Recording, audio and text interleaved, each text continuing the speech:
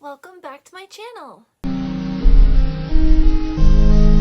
If you don't know who I am, my name is Alice and I enjoy doing reviews. I tend to review all different kinds of things from movies to books, magazines, coffee, and something I haven't done in a little while here, another candy review. Typically when I do candy reviews, I review different kinds of candy from a brand you might know like M&M's, but more like seasonal things that they do or just kind of different quirky candies they come out with. They're typically candies given to me by my job. They're the ones that don't sell very well, or they're very, very discounted. And I like to try them out and kind of see, you know, what is it about them that people really aren't jiving with, I guess you might say. And today is no different. Today I am going to be reviewing a different take on a candy that most people would recognize. Today I will be trying out the French Toast Butterfinger.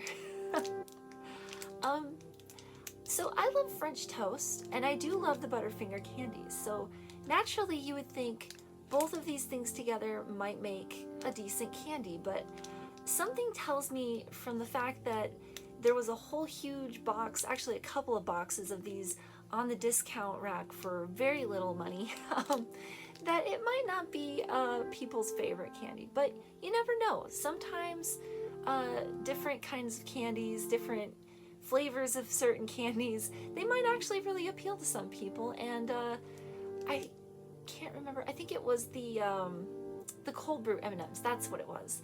Those actually weren't too bad, but the peanut butter jelly M&Ms, the lemon meringue M&Ms, those were all horrible.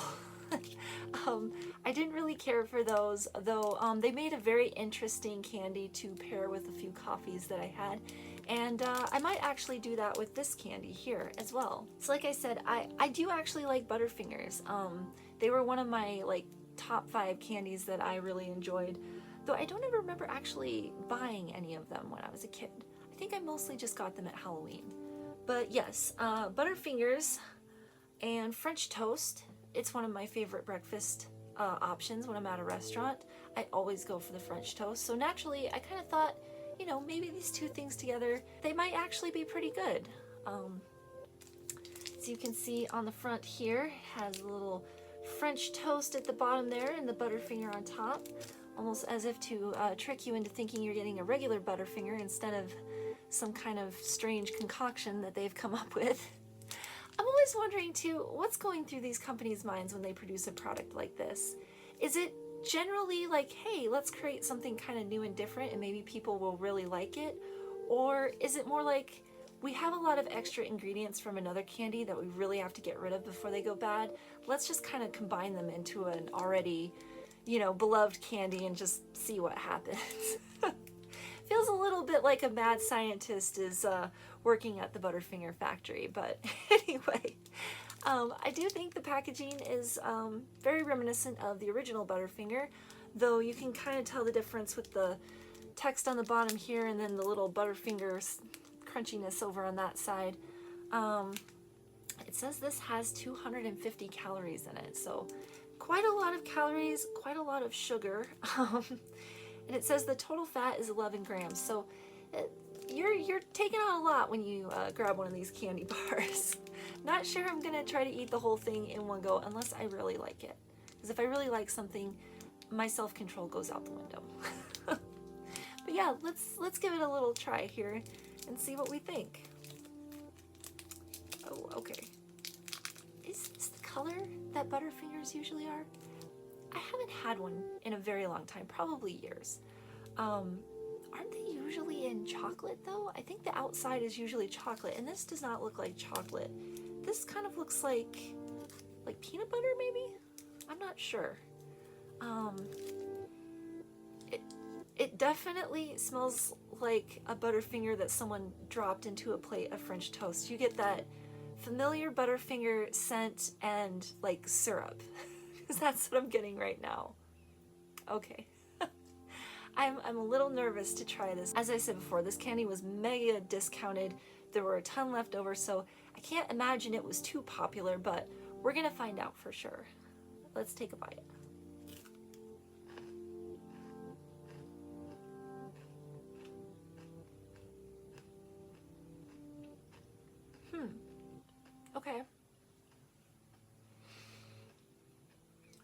Okay, okay, there it is. All right. Right away, when you bite into it, it's got that Butterfinger crunchiness, you know, like that wafery kind of sticky crunchiness, and it tastes just like a Butterfinger. It really does. It tastes exactly like a Butterfinger. But then as you keep chewing, you start to get kind of that cinnamony, syrupy flavor that's kind of coming in between all the other flavors. It is extremely sweet. This is a sweet candy bar. I can't really tell if I like it or not. Like I said, I love the original Butterfinger, and of course I love French toast, but I'm not sure if I like them together. Let's try one more bite.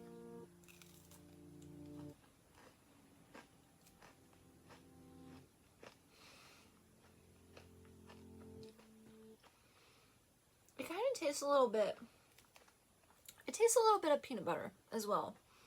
Oh man, that aftertaste is wild. It's got that classic Butterfinger taste, but with peanut butter and that syrup, that just very sweet, cinnamony French toast syrup that you put on. Wow.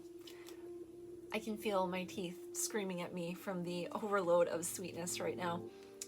This is, I don't know, this is a very interesting candy. I would say as like a novelty, like I'd say with the other candies, as a novelty, this might be kind of fun to experiment with. If you're feeling adventurous one day and you're like, hey, you know what? It's cheap, you know, there's a lot left over. Why not try this, you know, for something different? But if you were going to the store and looking for a classic Butterfinger, this is not gonna be something you would want, I would think. It's just, it's overwhelmingly sweet. It's kind of, the flavor of the syrup is kind of at odds with the flavor of the Butterfinger. You don't taste it right away, but then it just kind of keeps seeping in. And I don't want to say wrecking the Butterfinger flavor, but definitely, it's definitely getting mixed in there and kind of, it's confusing my mouth anyway. Wow, that's quite the experience there. Definitely think I am going to be setting this aside. Like I said, maybe I'll be using this as a coffee pairing, though I'm not sure what I would pair it with. But yeah, definitely could use this for a coffee pairing later on, because I don't know if I want to have another bite of that. It's a lot. It's a lot in your mouth. And of course, because of the Butterfinger, like sticky, wafery stuff, the taste lingers. It really does actually taste like I had like a bite of French toast and then took a bite of Butterfinger. Well, anyway, guys, thank you so much for joining me today. This is just kind of a shorter candy video, but I do have some other videos in the works here for you. And like I said, I'm going to try to do a coffee video with the Butterfinger and maybe pair that with something. Hopefully that goes well. Maybe the coffee can kind of tone down that sweetness that's just still invading my mouth right now. Anyway, thank you again for watching, and I'll see you later. Bye.